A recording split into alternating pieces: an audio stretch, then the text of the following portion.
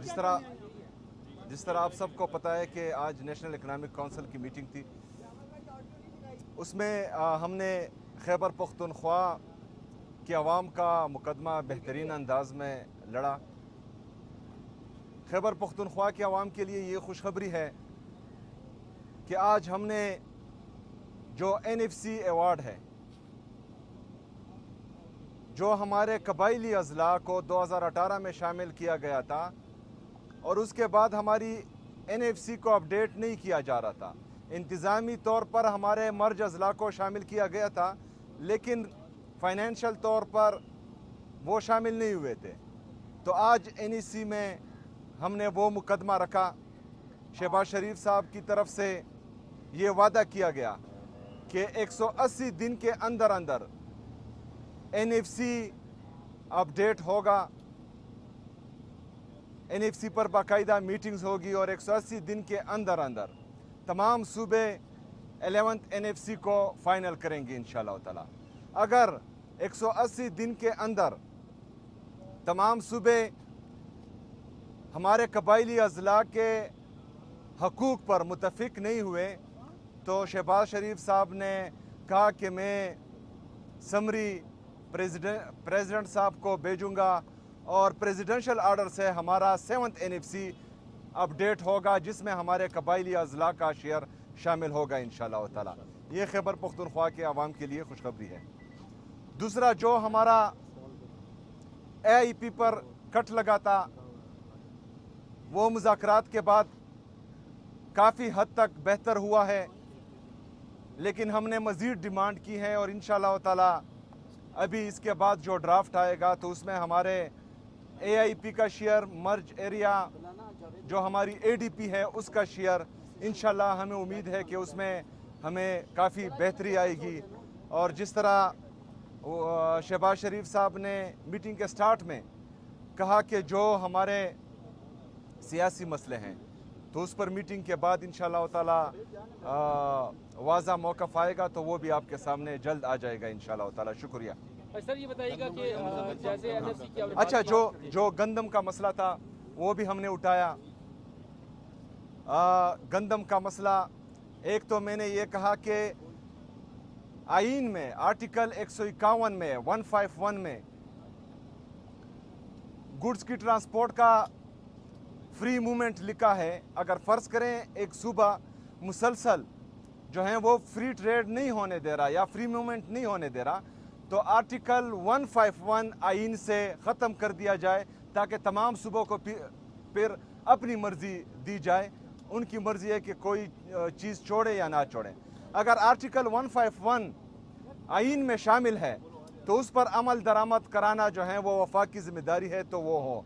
लेकिन गंदम का मसला, जो हमारा एग्रीमेंट हुआ है पास्को के साथ, उसमें वो 4150 रुपये से रेट लेकर जा रहे थे ऊपर, लेकिन वफाकी हुकूमत की तरफ से ये वादा किया गया है कि ये रेट ऊपर नहीं लेकर जाएंगे और जिस रेट पर कमिटमेंट की गई है 1,75,000 टन की, तो इंशाल्लाह उसमें ही वो गंदम हमें मिलेगी और जो हमारी ज़रूरियात है उसको पूरा किया जाएगा इंशाल्लाह। सर ये बताइएगा कि आपने जैसे आज इक़्तिसादी कौंसिल का इजलास था तो ये सर तरक्याती कितना है सर, हुजम क्या है सर? तरक्याती हुजम के साथ ये बताइएगा कि वफाक ये डिमांड कर रहा था कि सूबे जो हैं वो भी अपना हिस्सा डालें। क्या सूबाई जो PSDB है उसमें कोई कट लग रहा है? इस हवाले से कोई बात हुई है? मुकम्मल हुजम के हवाले से ज़रा बताइएगा। अच्छा, बिस्मिल्लाहिर्रहमानिर्रहीम। 1126 अरब रुपए जो है APCC की मीटिंग में पहली दफ़ा जो है SN इकबाल साहब ने हजम तैयार किया था। आज उसको कम करके 1000 अरब कर दिया गया। इसी तरीके से सूबों का भी जो है ADP का हजम जो था वो 3000 अरब था, वो कम करके जो है 2200 तकरीबन 2250 अरब रुपए हो गया है। उसकी बुनियादी वजह यह है कि जो वफाक को जो है 1200-1300 अरब रुपए की इजाफी ज़रूरत है, उसमें जो है वफाक ने जो है सूबों को कहा है कि वो अपने अखराजात कम करें। तो उसमें जो मेजर ADP कट की है वो पंजाब ने की है। 700 अरब रुपए की अपनी एनुअल डेवलपमेंट प्लान में उन्होंने कमी ला रहे हैं। सिंध ने भी जो है तकरीबन जो है 150 से 200 अरब रुपए की कमी की है। खैबर पख्तूनख्वा का तो वैसे ही सारा पैसा तरक्याती अखराजात की जगह सिक्योरिटी मर्ज एरिया में लग रहा था। तो अभी फ़िलहाल हमारा तो 224 अरब रुपए जो हमने रखा हुआ है वो है, और मर्ज अजला के साथ मिला के 305 अरब रुपए है। तो वो उसमें कोई ख़ास कटौती हम लोग नहीं कर रहे। बाकी जो मामलात हैं अभी हमें कम्युनिकेट हो रहे हैं। वज़ीर आज़म साहब ने जैसे बताया, चीफ मिनिस्टर साहब ने, कि कुछ जो सियासी उन्होंने पॉइंट उठाए हैं उस पर जो है वो पेशरफ जैसे जैसे होगी उसमें फिर हम अपनी आगे का जो है ना लाएमल और उनके साथ जो है मुज़ाकरात जारी रखेंगे। सर, क्या दिफा और स्ट्रेटेजिक प्रोजेक्ट के लिए सूबे वफाक को कोई रकम दे रहे हैं? ये जो 1200 अरब 1100 अरब वाली बात है, ये वही तो ठीक है। तो आप लोगों का कितना, आप लोगों से 180 अरब रुपए मांगे गए थे, नहीं, तो अभी आप लोग हमें कितने फिगर दे रहे नहीं हैं? कम्युनिकेट हुआ। फिगर कम्युनिकेट नहीं हुआ, और जो है ये सियासी इशू ही है, ये जो है पॉलिटिकल डिसीजन है, और ये हम इंशाल्लाह जल्द अभी लेंगे। टैक्स लगाने के ऊपर बोझ डालने के लिए भी जोर दिया जा रहा था खैबर पख्तूनख्वा हुकूमत के ऊपर कि वो अपने लोगों पर टैक्स लगाए, और आपने उससे इनकार कर दिया है, इसकी क्या वजह है?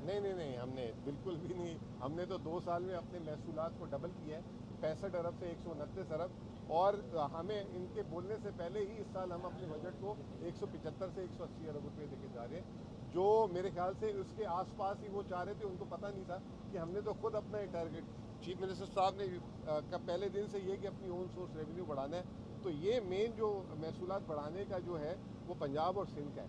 और हमने उससे पहले ही, उनके कहने से पहले ही हमने 50 अरब रुपये बढ़ा के रखे थे। वो कह रहे हैं 60 से 65, तो हम तो करीब है हमारा। सीएम साहब, हुकूमत बार बार मुज़ाकरात की दावत देती आ रही है, खैबर पख्तूनख्वा हुकूमत पीटीआई को। आप कह रहे हैं कि सियासी इशूज़ को हल करने के हवाले से भी बात हुई है, तो आप क्या समझते हैं कि अब हुकूमत की वो बात मानी गई है और अब मुज़ाकरात के टेबल पर बैठेंगे फरीकैन? देखिए, कुछ इश्यूज़ पर जो हमारी बातचीत चल रही थी 2-3 दिन से, तो इंशाल्लाह उम्मीद है कि उस पर जो है आगे बढ़ा जाएगा और मुस्बत जवाब आएगा इंशाल्लाह। अच्छा सर, खैबर पख्तूनख्वा में सिक्योरिटी की बड़ी सूरत हाल ख़राब है, हर रोज़ वाक़यात होते हैं, तो क्या ये सिक्योरिटी के हवाले से भी कोई फंड रखने की कोई तजवीज़ दी गई है ताकि वहाँ जो दहशतगर्दी है उस पर काबू पाया जा सके? देखें, ऑलरेडी जो है खैबर पख्तूनख्वा की हुकूमत सिक्योरिटी की मद में पूरे पाकिस्तान में सबसे ज़्यादा इन्वेस्ट कर रही है, और इस दफ़ा भी इंशाल्लाह ताला, क्योंकि सूबे का अमन व अमान जो है हमारी अवलीन तरजीह है। अमन होगा तो खुशहाली आएगी, अमन होगा तो तरक्की आएगी, अमन होगा तो वहाँ पर जो है कारोबार आएगा। तो इस वजह से